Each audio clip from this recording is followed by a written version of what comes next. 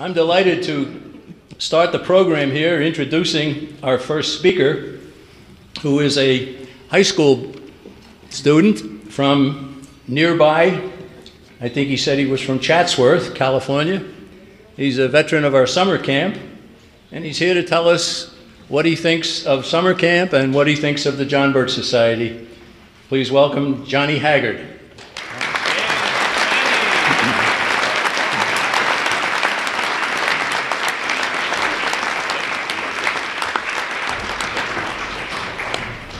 Good evening, ladies and gentlemen, Mr. McManus.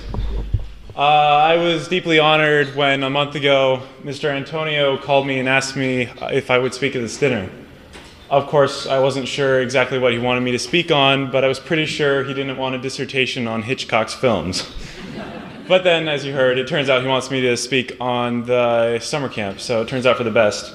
I am a third-generation Bircher. My grandparents ran a chapter in Hollywood back in the 60s, and my aunt attended the camp back in the 70s. My mom was always intending me to go to the camp, but the first couple of years of high school were too busy. But last year I had time, so I went, and I was extremely blown away. It was an experience that I wouldn't have traded for anything.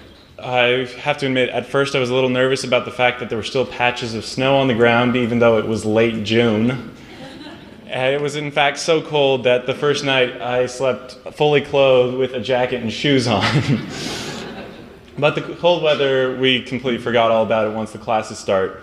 We had classes on a myriad of subjects, on the different branches of our government, the philosophical roots of our democratic republic, and also classes on communism, fascism, which happened to be my favorite. But as we studied our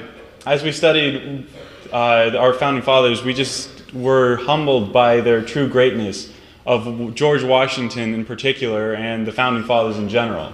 These were men of great moral virtue and of real integrity.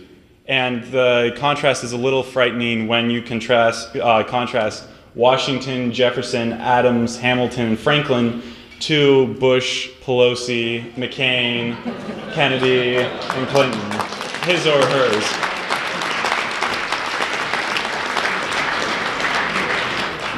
The high quality of the counselors was another thing that just blew me away. We had multiple veterans. Mr. McBride, combat veteran from Vietnam, two-time Bronze Star winner for valor in combat. That, what can I say?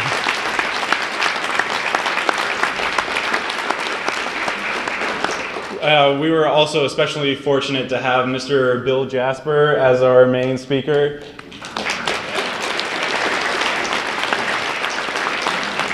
He presented just everything he taught. He cleared away all the convoluting aspects and just gave you a clear understanding of the government in a way you never thought possible. And on top of this, camp was just a lot of fun. We were up in the mountains next to the lake, so you can swim, boat, sail, just do nothing if you want to do that. The view is incredible of the lake and all the mountains. And then, of course, the skits at night were hilarious. My personal favorite still being Mr. Troutman's Arnold Schwarzenegger impression. But so I just count myself really lucky that I got to have this experience. And if any of you out there are contemplating doing it, attending the camp, I just encourage you to dive in and do it. You will not regret it. It will give you a confident understanding and a profound awe for the political principles that our country was founded on. And you'll see how much we've lost in this country, but how much more we still have, and we still can hold for ourselves and for future generations. And so you owe it to yourselves and to your children and your grandchildren to attend this camp. So I'll leave you with that thought. So thank you very much.